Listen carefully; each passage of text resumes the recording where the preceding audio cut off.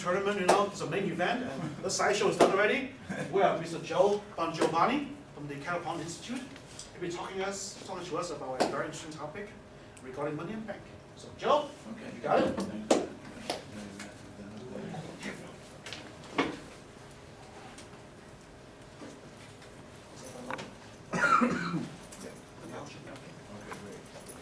great. Thank you very much, Dr. Liu. And greetings to you all. I'm really glad to be here. In Tech, my wife Helen and I are really glad to be up into the mountains of Virginia to see how beautiful it is again. And we're really glad to be here. So we live down on the Eastern Shore, and only every once in a while do we get to visit the beautiful mountains in this part of Virginia. My name is Joe Bongiovanni, and I am the director of the Kettle Institute. And so, in partial disclosure, there's way more people in this room than the Kettle Institute has. There's about that many on that side. And it's really just a public policy think tank. A bunch of us that get together who feel like we need to talk about everything that's going on in the world. We're like our own Council of Foreign Relations as far as that part of it goes. But then we really talk a lot about certain other things. And then over the years, we've got to focus on the money system, on the monetary system, monetary reform, mostly because I'm there, and because for about 15 years of us getting together, I was telling everybody about we got a problem with the money system. And they all talked about, let's go fishing, and I said, okay. And then we had a meeting on a gathering on September 15th, 2008. And everybody remembers what date that was. And when I got to the gathering, everybody said, Joe, what's happening with the monetary system? And I said, well, I told you it was coming, so don't be surprised. There's more debt than there is money. And even Lehman Brothers can't pay their bills. So, that's me and my background and my studied monetary system.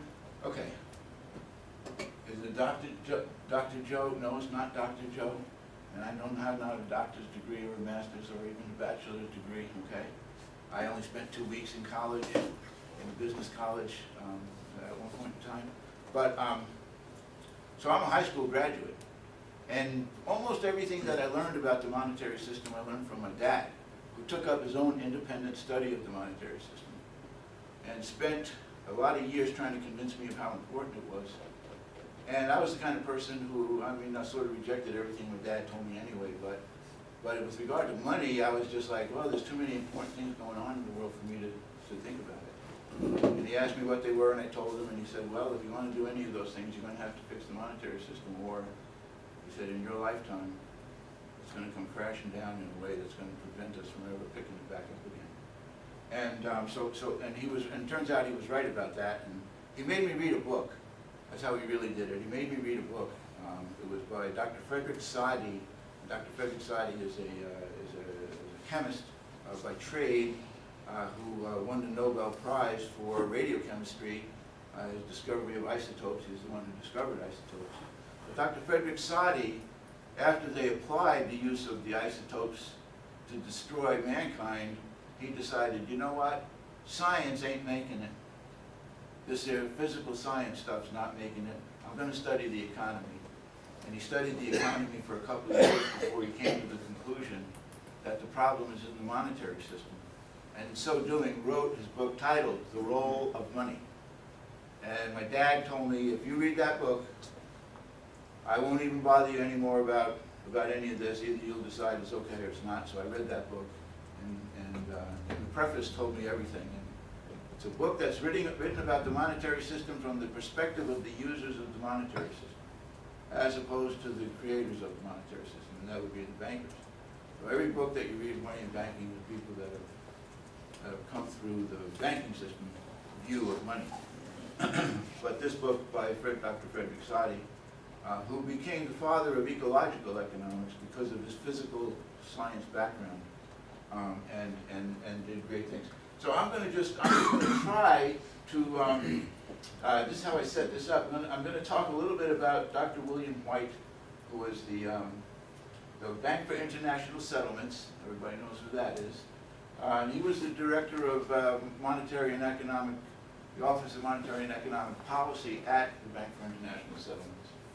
And he did an interview with a libertarian conservative think tank over in the UK called the Cobden Center. And if you're a libertarian bent, you probably know about the Cobden Center because they're the equivalent to anything that's going on here in this country in terms of Austrian economics as blogging and debating and stuff like that. Then the second thing I was going to get to was my paper that I wrote for the Global Economic Intersection on the problem with money and banking and separability, but I'm not going to get into that. So the second thing I want to really get into is the problem of banking capitalism. And that's going to refer to Dr. Hyman Minsky, his working paper number 127, which he titled, as I wrote it there, Financial Instability. That's what he's known for, Financial Instability Hypothesis, in case people don't recognize the Minsky moment and that kind of stuff. Financial instability and the decline of banking, and he put that question mark in parentheses. And he said the public policy implications thereof. And I think that the reason that he did that was very prescient because any of the proposals for reforming the money and banking system have been done for the purpose of actually saving the money and banking system, not for destroying it. So it's been done for the purpose of saving capitalism, not destroying it. But it didn't really work out that well. So this is how the interview starts. And again, it's Dr. William White. This is quotes from his Cobden Center interview that was published on the website of the Cobden Center. And the first question came up because they're UK-centric, if you will. What about QE for the European Central Bank? Don't you think that would be a good idea? Or do you think that would be a good idea? And then this is how he answered it. I remain worried that its implementation might bring in other unintended and undesirable consequences that we haven't even thought about. All that said, I think the ECB was under such pressure to act further that it had little choice but to do what it did. The ECB, quantitative easing. And that in itself, I think, is really unfortunate because it just drags another important central bank still deeper into the malaise of central bank overextension. It's mad here and it's mad everywhere. It's more of what got us into this trouble in the first place. Now, whereas the general observation can be, no, they shouldn't be doing quantitative easing because it's just going to blow something up that's not really capable of being blown up with central bank policy. But to me, the more important thing is where it says the ECB was under such pressure to act further that it had little choice but to do what it did. And that's how politics ruins any consideration of real economics because that's where the pressure was coming from. The politicians were saying, we're hearing, you got to do something. And they turned to the central bank and said, you got to do something. And the central bank couldn't say, we have nothing to do. Because then somebody would say, well, then we need a new monetary commission, So they couldn't say that. So they said, okay, we'll do some quantitative easing, and they did the quantitative easing. Now this is the next thing that he said in there. He said, I'm working on a piece for the G30, which basically deals with the future of central banking and the future of monetary policy. He said, I sense from talking to many of the members, many of whom are previous central bankers, that they are very concerned about the direction this is taking. In particular, continued over-reliance on stimulative monetary policy to get us out of the predicament we're in. Clearly, they are really, really worried about it, and I don't blame them. Okay? Now, his observation here, remember, the G30, everybody know what the G30 is? Okay, so it's not the G7 and the G20 and all that stuff. It's the Volcker Group of 30, okay? Okay, Paul Volcker, started this institution, I think in the 80s, and it's basically central bankers, and it's central bankers and chief economists of this and that, organization. I forget, I think there are a couple of corporate leaders in there, certainly Goldman Sachs is, former CEO is in there. But right now, it's Paul Krugman, Larry Summers, and Geithner, and a couple of others from our side of the pond, and a whole bunch of bankers from the other side of the pond.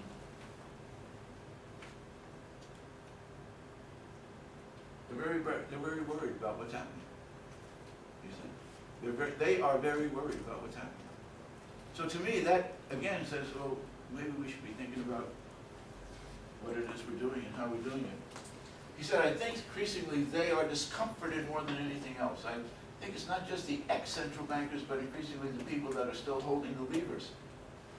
My observation is, yeah, that's because they're standing there holding the levers and they realize it's not connected to any real monetary transmission mechanism that can actually do anything about having the economy grow. Without more debt, without all of the implications and ramifications thereof. So he says they're still holding the levers. They're starting to ask whether they've somehow been backed into a place where they don't really want to be. But I rather sense that an increasingly large number of central bankers are actually looking at what's going on and saying, we're being asked to do something that is effectively impossible. Now think about that. Think about that. The most prestigious of the central banking groups in the world, and G30, Volcker's group of 30, is really considered that, okay?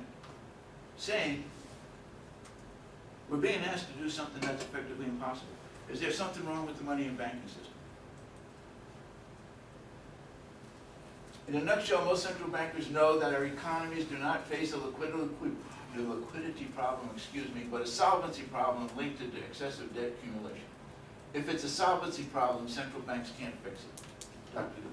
Question, since you mentioned earlier about the G30 and these ex-central bankers and leading scholars talk about helping the economy grow. Is it the job of a central banker or ex-central bankers to help the economy grow today? Yes, absolutely. And the answer is that we need to have money without debt. But what is the job of a central banker? Is it to grow the economy or to maintain the the central banks, the job of the central bankers today is that one. Okay, that's the job of the economy, the central banker today. Well, what are their policy levers? What are the tools in their toolbox? I always like it when they say, well, we're facing headwinds, but we're going to develop some new tools for the toolbox. What are they?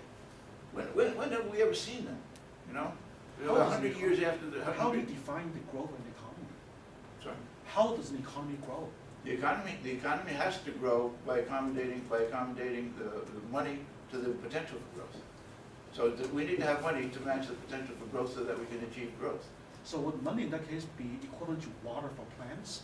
Yes. So would you grow, if you have a plant grow, you have to give them sufficient water? Yes. But, it seems like there'll be other elements in there involved in the growth of the economy of plants. So water is only one of them. So how would central bankers be devising schemes to grow the plants? Okay. So, and the answer is still the same one. It's to disassociate the money from the banking. That is to say, the money that has to enter the economy next year. This is I think your point, and I'm going to quantify it if I could. It's $500 billion. In the American economy right now, we have $500 billion of potential growth in the economy for next year. We need $500 billion in money and credit, and/or velocity of money in order to achieve that.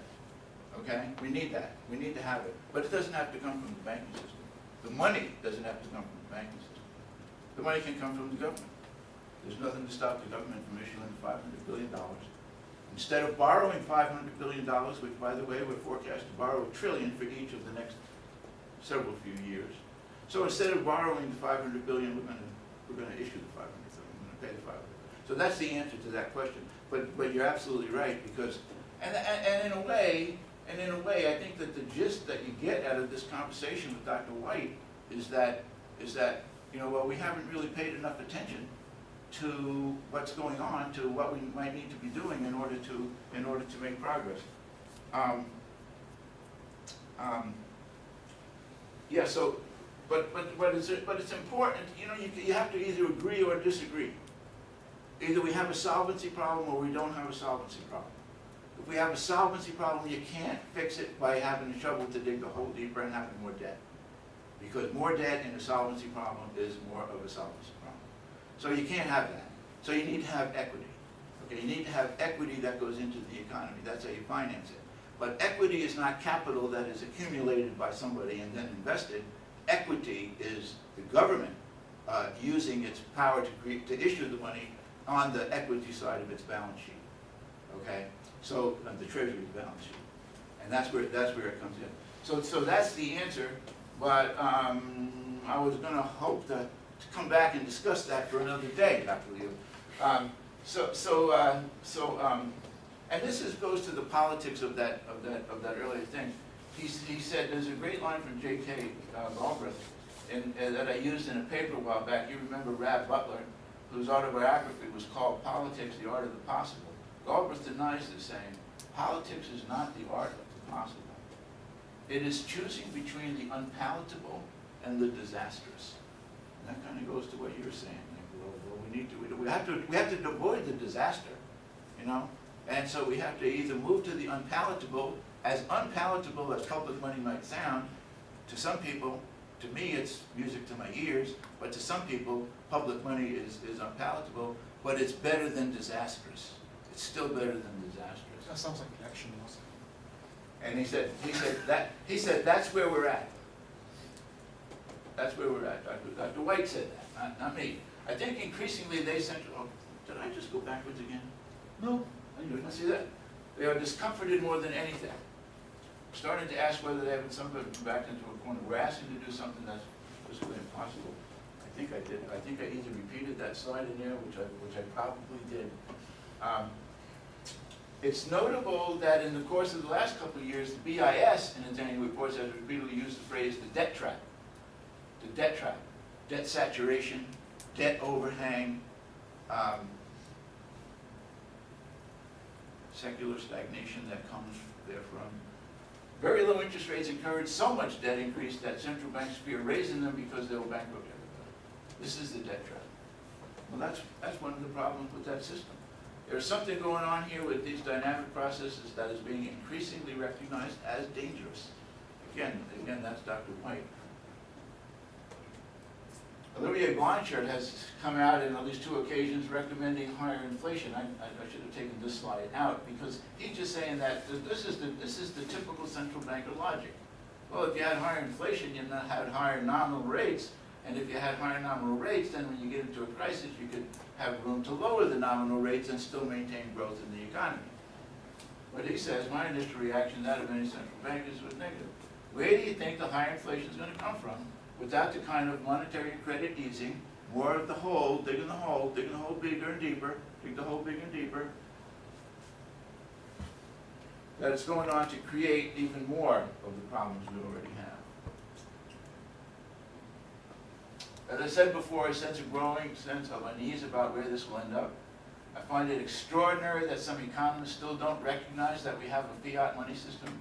Banks do not lend money that has been saved. They create money by making loans, and simply writing up both sides of their balance sheet can get badly out of control. We're going to talk about that more. There's really an issue here. Do we want to go back to 100% reserve banking or something of that nature, as suggested by the Chicago School and Irving Fisher in the 1930s? And this is where public money comes in. You know, public money was proposed as the solution to the monetary, economic, and financial crisis of the 1930s, especially from 29 to 33, especially as manifested itself in 33. And the Chicago School economists said, no, the government can issue the money, period. And Irving Fisher said it in the 1930s, not only with his 100% money book, but with a much more significant paper that he authored. And he said, well, I have not thought enough about it to say where I'd come out on this debate. It's certainly an issue that we should be thinking about. So Dr. William White, you know, the head of monetary and economic policy at the Bank for International Settlements, says we should be thinking about public money. Now that's my take on it. Dr. White never mentioned public money. He just said 100% reserve, 100% reserve banking. But he mentioned the Chicago plan, and that was public money. Okay. Here he says, you know, it was suggested recently by Martin Wolf and John Kay of the Financial Times. You know, basically these guys got to go out and say, you know, we should stop the banks from creating the money. We should stop the banks from issuing our money. These are serious people and serious suggestions. In a similar vein, I repeat what I said a few minutes ago. But we also need to go, and here it's kind of funny because my dad told me this was going to happen. We also need to go back and look at the whole international monetary system, or non-system as I and others have called it. So beware an international monetary solution until we control all of the money issuance in the world. Once we control all the money issuance in the world, then we can cooperatively move to an international monetary system. So then I'm moving on, with my apologies, to Dr. Hyman Minsky, who was a research economist. He was at the time a research economist at the Jerome Levy Economics Institute at Bard, and who had a distinguished career as a professor of economics at first at Brown and then at Berkeley, and then finally he settled at Washington University in St. Louis, where he taught for 30 years and retired out of there to the Levy Institute, where he took on just doing research and just writing research papers. And this is his best research paper, in my humble opinion. How does he start? This is page 1, line 1. The definition of the problem. If we're going to have a discussion about anything about economic, let's define the problem. Banking plays two roles in a modern capitalist economy. It supplies the means of payments and it channels resources into the capital development of the economy. He says that's the problem. Remember what I said about money and banking? Money and banking. You know, money, two roles in it. It supplies the means of payment, money, and it channels resources in the capital development of the economy, banking. That's what banks do. And that's what banks should do, by the way. I don't want to say anything bad about that, okay? But they shouldn't create the money when they do it. Because if they can't find a creditworthy borrower, you got no money. And that's the problem. So he said that's how he started the paper out.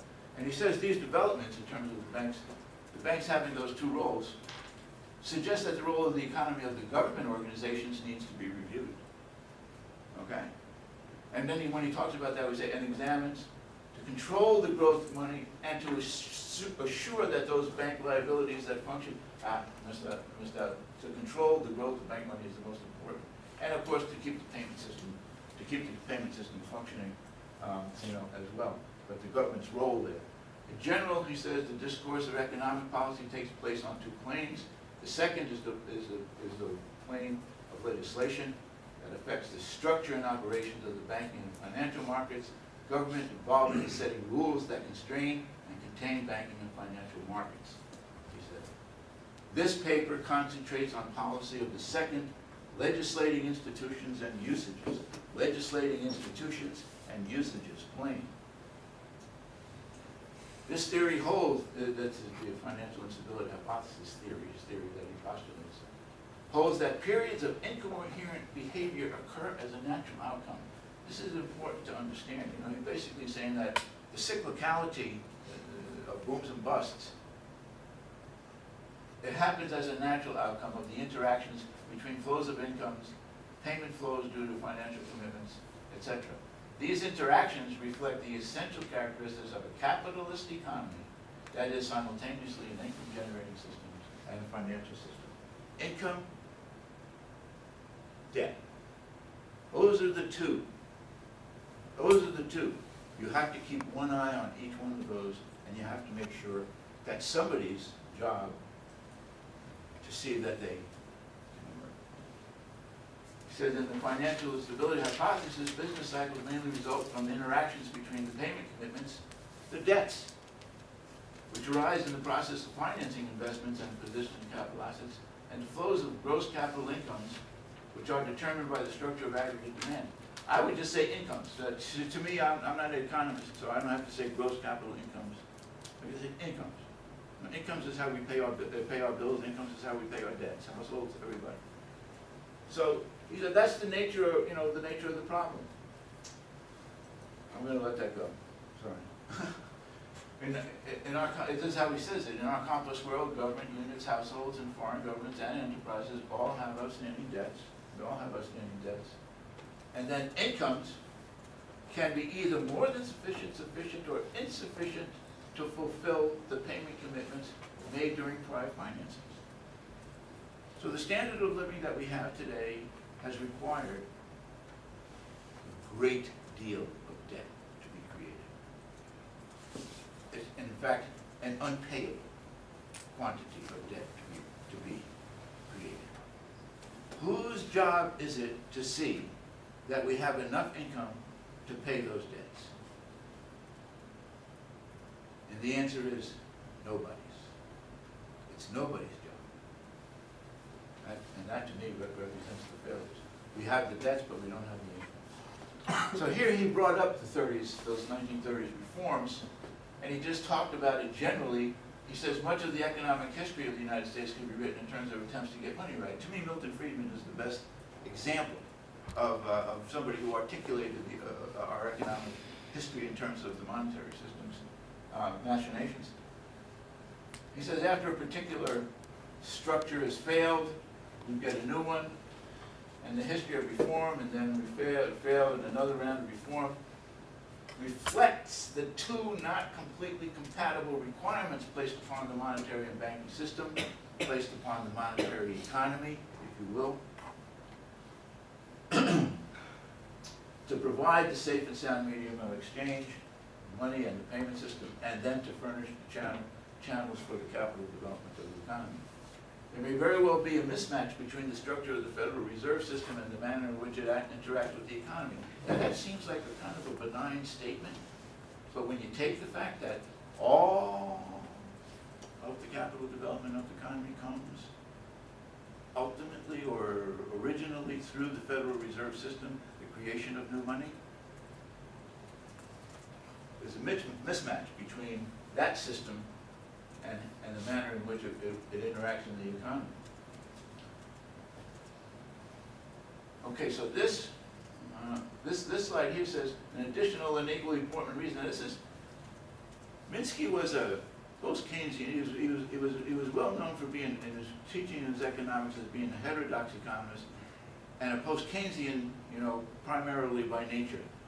Post-Keynesians, take that Keynesian thing about the government has a role to say that the government has an important and a specific role, and it should never flinch from it. It should always stand up and make sure that the economy achieves its GDP potential, no matter what it takes.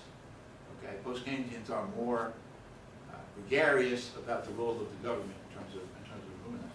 So he says in big government capitalism we have deficits, and the deficits provide the substance of financing that part of the economy, sustaining aggregate capital incomes. Now this is the opposite. The posture of let's cut back. The government needs to cut back. We all need to cut back. We have too much debt. We all need to cut back. Anybody know what's wrong with that statement? Because money is debt. In this modern monetary banking system, money is debt. Debt is money. You can't cut out debt without cutting out money. So, policy posture that ends up portfolio conservatism, as I said, will lower economic growth by lowering the overall ratio of the achieved to the potential GDP. And again, he goes back to, he raises here some of the implications of 100% money and public money. I'm hoping that I can get away with not going over that. But here he gets into what I consider to be his real turn, the real turn that Minsky took.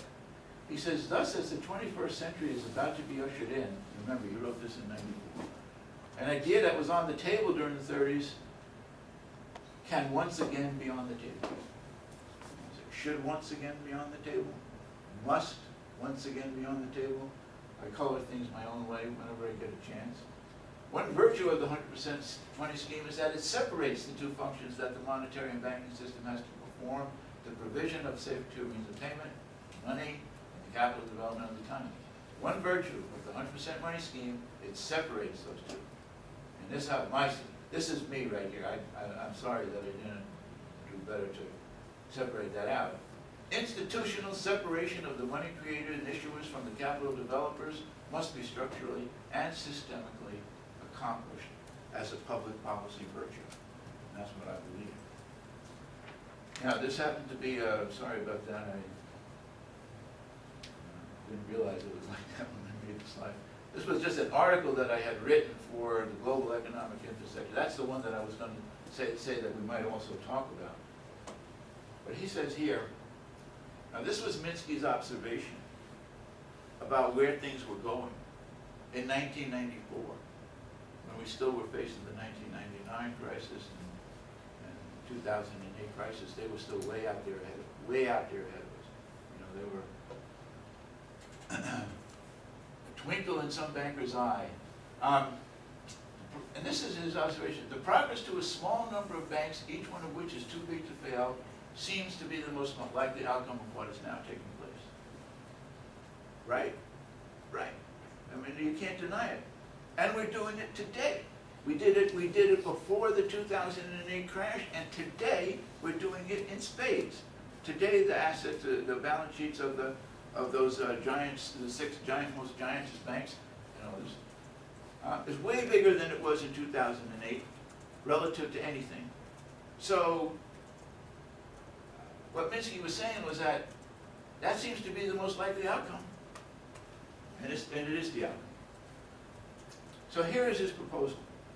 Minsky, at the end of his paper, at the end of his research paper, came out with a proposal to do what? He says, the time has come to open a national inquiry into the structure of the banking financial system. Much of what we have now may be obsolete. I'm sorry, I did cut something out there, just some word.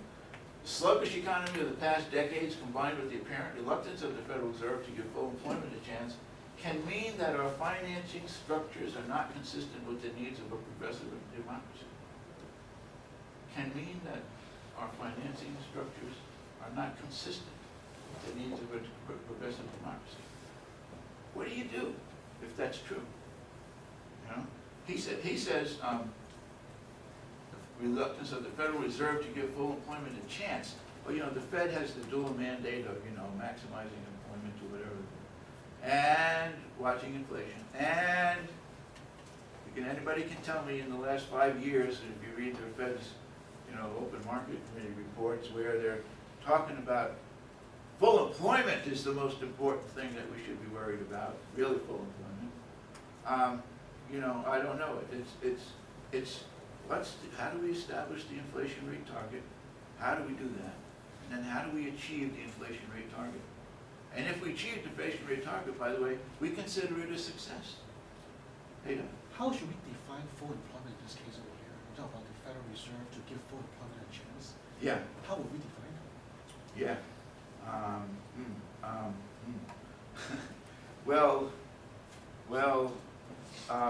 It's not a percentage. To me, it's everybody working. To me, it's everybody that's looking for a job is working. Everybody that's looking for income has access to income. Anyone who wants a job gets a job, basically. Yeah. Everybody that wants a job, that's willing to work, gets a job. And if you're not willing to work, then then you're not part of the equation, you know, to me. But income's another story. Okay. Sure. Yeah, what about like structural unemployment, where there's a mismatch of skills, and there's a demand to work in a certain sector, but say these people don't have the skills to work in this sector, or they're in between different industries. Wouldn't that still technically be unemployed, but they just can't work because they're not qualified to work in those industries? Well, yeah. Yeah. Except that the issue is, what do we do about that? Do we just say, okay, we've got all these people, they're not going to be able to work because there's no jobs coming? And by the way, that list is getting bigger and bigger and bigger every year because automation and you know, robots and things are taking everybody's job. So what do we do with those people? Okay, so I'm just saying, I'm not trying to counter anything that you said. I'm acknowledging what you're saying is true, and by definition, absolutely. But what do we do about that? How do those people continue to eat? Well, those people had their jobs. They took out all the debts that they needed in order to, you know, make things work. And now they're not going to have the income to pay that. So what are they going to lose? How much should we let them lose because they took out the debts? That's my question. That's how I would kind of look at it.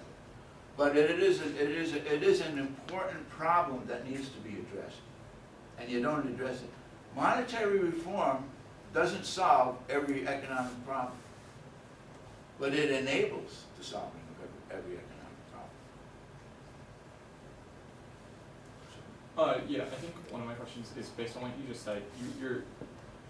You said that, like, how much should we let people suffer if they've taken out debts and then can't pay them back later? But I think one of the problems there is if we don't allow people to suffer, wouldn't people know that in advance, and wouldn't consumption increase at startling rates, and when we see like just really aggressive consumption of our natural resources? Well,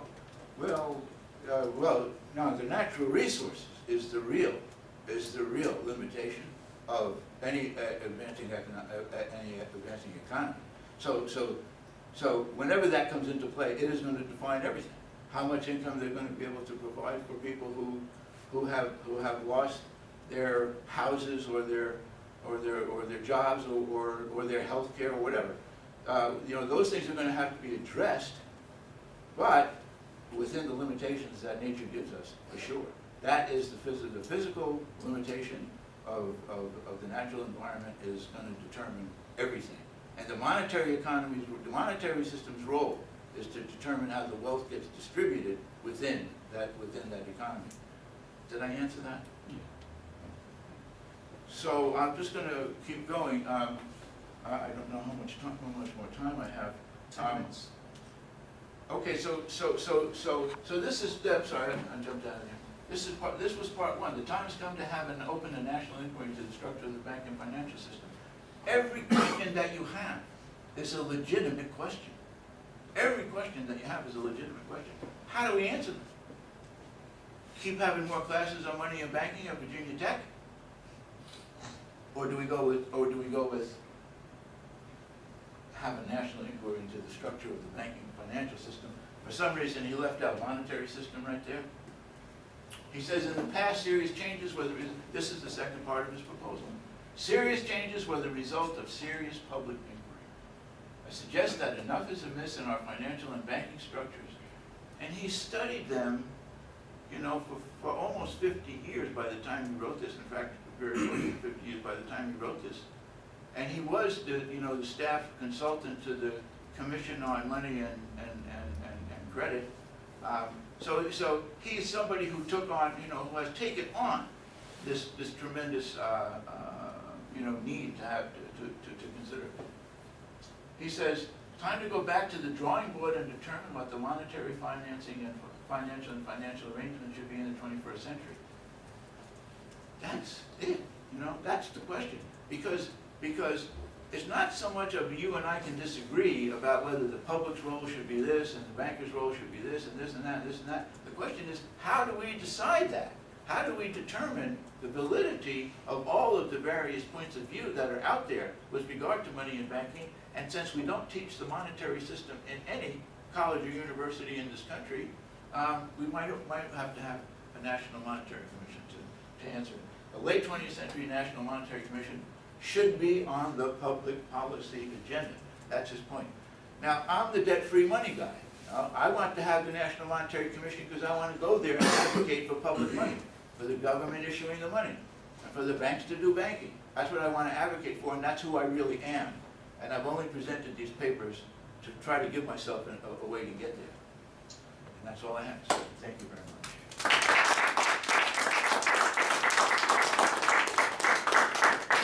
And I'm very glad to take questions. Yes, yes, thank you. When you say public money, what are you referring to? Would that be like pay sharing? What was that last point? Was that be like pay sharing? Pay sharing? Pay sharing, no. I think in response to Dr. Liu's question earlier, the economy has the potential to grow, and again, the resources are the final determinant. But within that, creation of wealth, okay, needs to be financed, needs to be funded, needs to be paid for, and money has to go there in order for that to happen. A quantity of money has to go there, has to be available to go there, and that's where the banks come in. The banks are still going to have the role of accumulating capital. They're going to still have the role of accumulating people's savings and lending them out. They're going to still have that role. That's what everybody thinks they do now.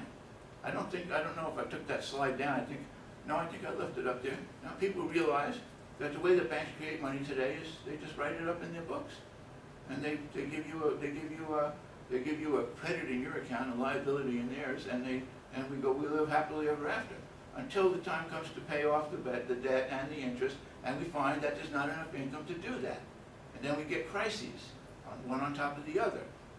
And my dad warned me always that that was gonna be the case. When my dad finally convinced me about how important monetary reform was.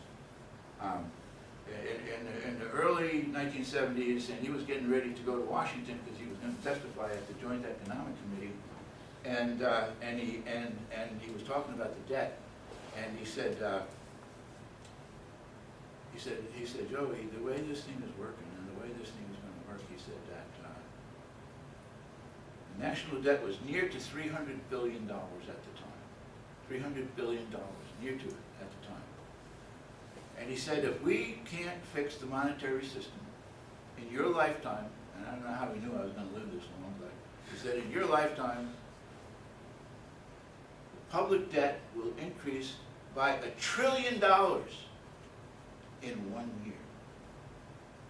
Now that was just one of the many things I was absolutely sure my dad was completely wrong about, okay? Because it was impossible.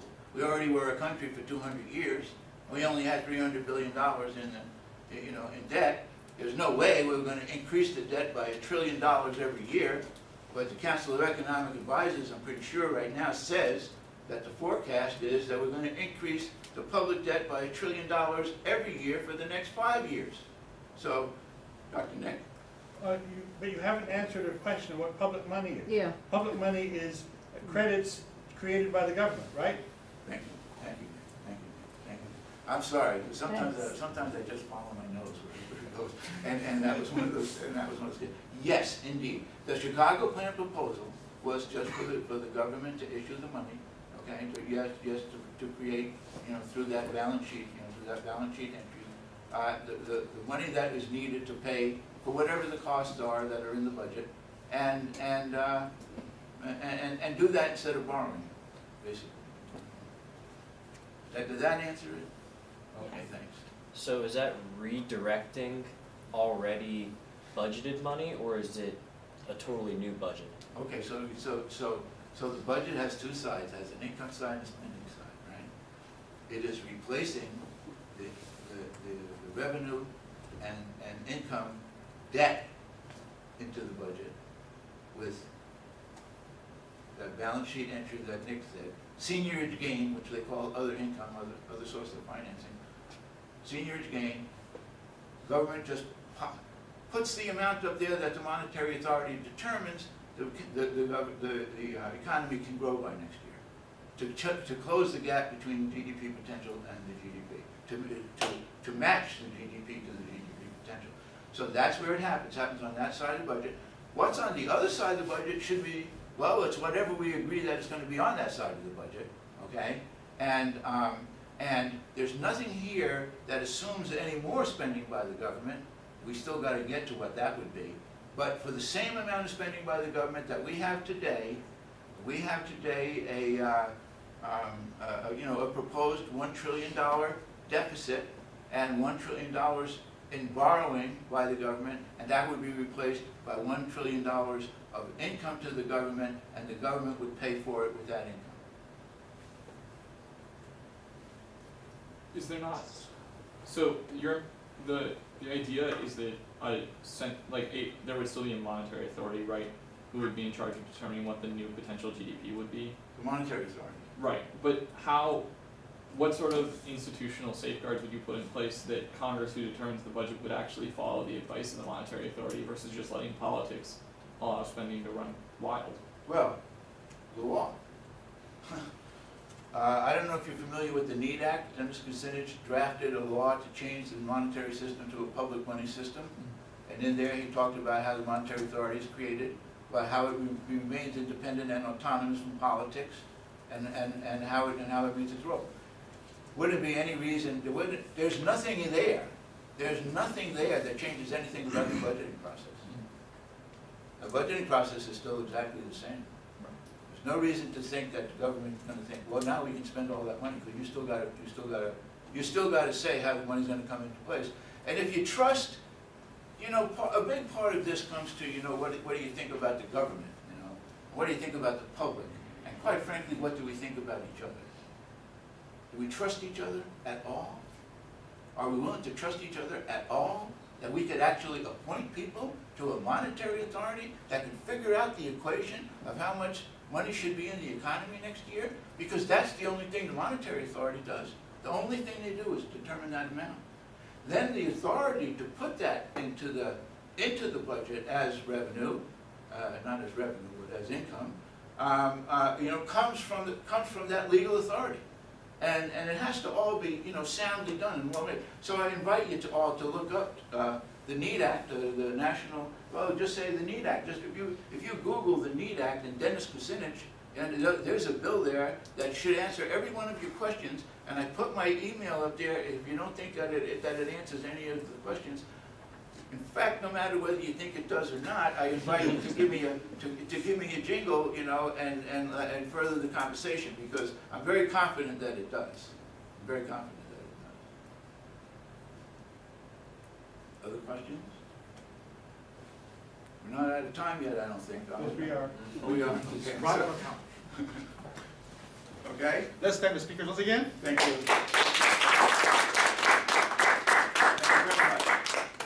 Any further questions, feel free to stay behind and ask him. You have about 5 minutes to ask him more questions. But if not, Thank you. see you guys on the next class.